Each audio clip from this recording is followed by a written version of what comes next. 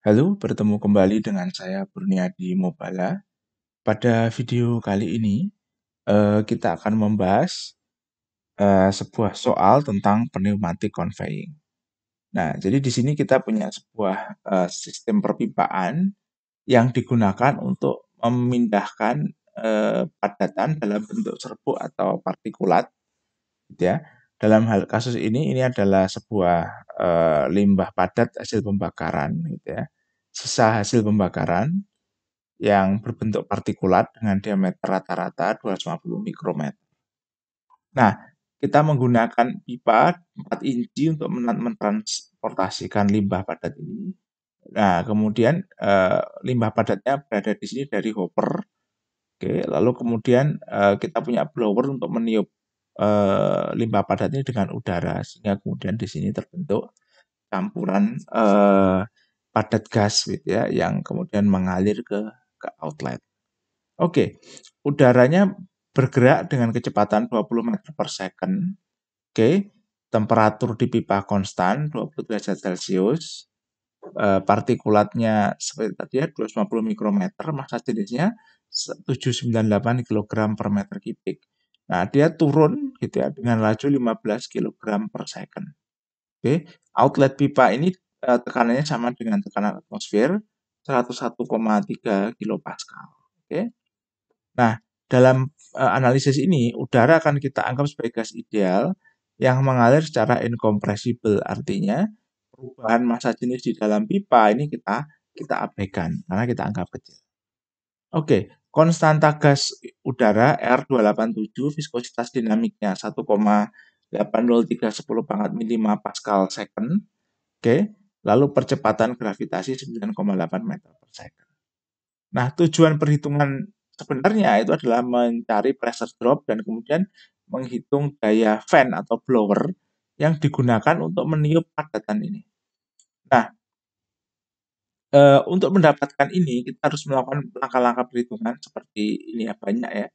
Mulai dari menentukan massa jenis dan laju aliran massa udara, lalu kita tentukan laju aliran massa campuran, lalu kita tentukan kecepatan aliran campuran, lalu massa jenis campuran gitu ya.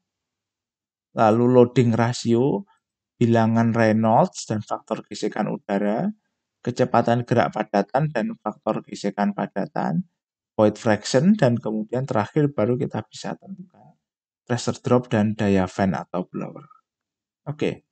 Nah, kalau sifat dan parameter dan konstanta yang ada di sini kita ringkaskan, kita dapatkan seperti tabel mulai dari diameter, kecepatan udara, temperatur, dan seterusnya sampai percepatan gravitasi. Oke. Nah, jadi karena kita tidak tahu tekanan masuk dan kita hanya tahu tekanan keluar, kita tidak bisa menggunakan massa jenis rata-rata secara langsung.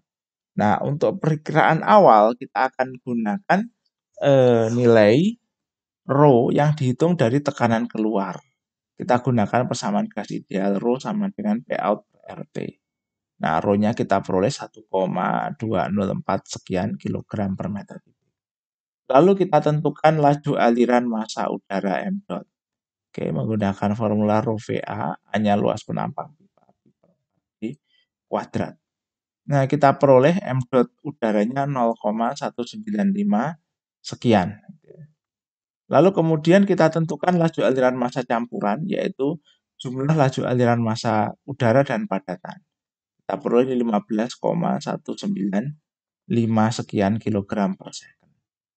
Lalu kemudian kita hitung debit aliran udaranya 0,162 dibagi saja dengan rho ini m dotnya. Lalu debit padatannya sama juga laju aliran massa padatan dibagi massa jenis padatan. Oke.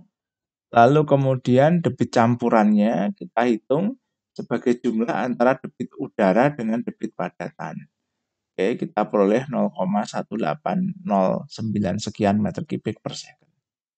Oke, kemudian dari debit campuran kita bisa dapatkan kecepatan aliran campuran dengan membagi debit campuran dengan luas penampang. Kita peroleh laju aliran massa campurannya adalah 22,31 sekian meter per second. Lalu kemudian kita tentukan juga massa jenis campuran, yaitu M dot campuran dibagi dengan debit campuran. Kita peroleh rho M-nya 83,9778. Oke. Kemudian kita tentukan loading ratio.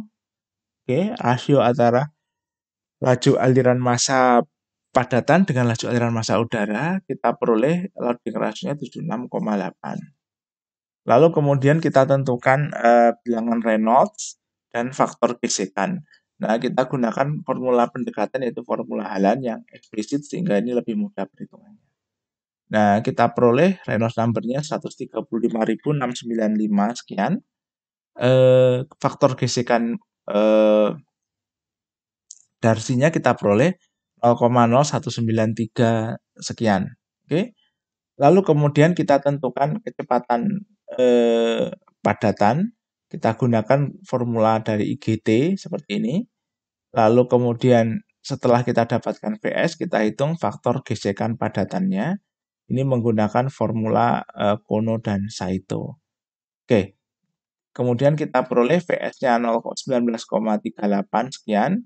VFS-nya faktor gesekan padatannya adalah 0,00146 sekian. Oke, lalu kemudian kita hitung void fraction atau volume yang tidak ditempati oleh padatan. Oke, formulanya seperti 1 dikurangi V per VS. Oke ya. Jadi kemudian V-nya ini volume pipa, luas penampang kali panjang. Volume total partikel padat VS ini sebenarnya adalah jumlah partikel kali volume satu partikel.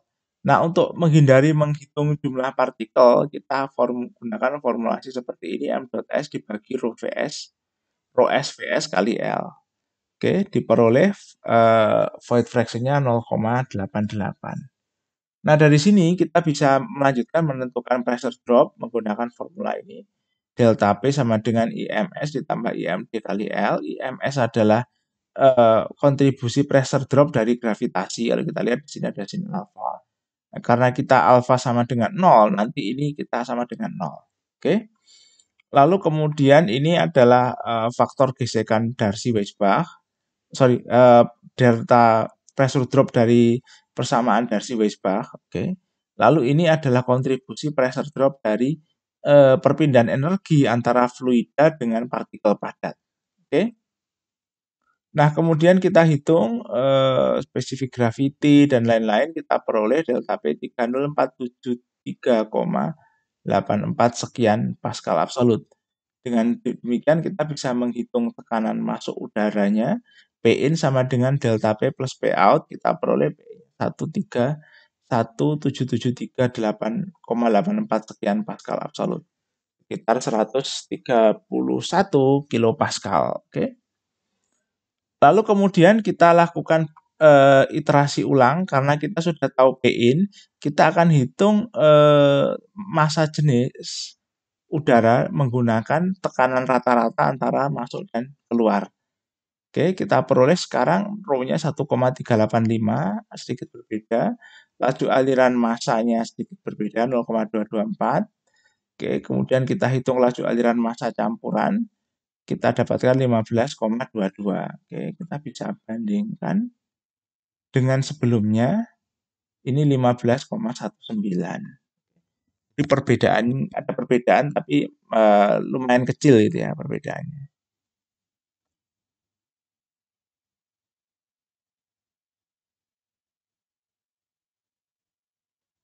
Oke. Nah, kemudian kita tentukan debit udara, debit padatan, dan debit campuran.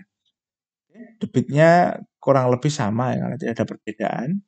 Oke. Lalu kemudian kecepatan aliran campuran ini sedikit ini tidak jauh berbeda juga. Oke. Lalu kemudian massa jenis campuran M dot M dibagi QM. Oke. Nah, kalau kita lihat di perhitungan sebelumnya, ini 83,977.